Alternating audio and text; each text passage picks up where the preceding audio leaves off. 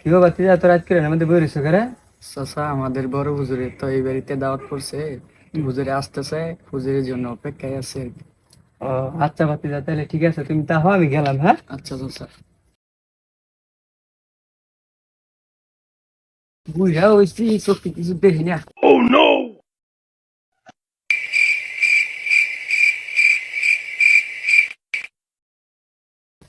আসসালামু আলাইকুম হুজুর। ওয়ালাইকুম আসসালাম।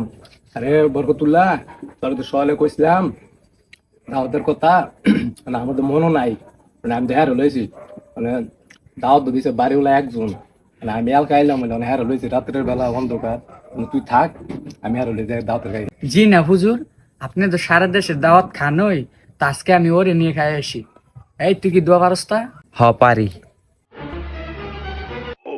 হ চল। হুম।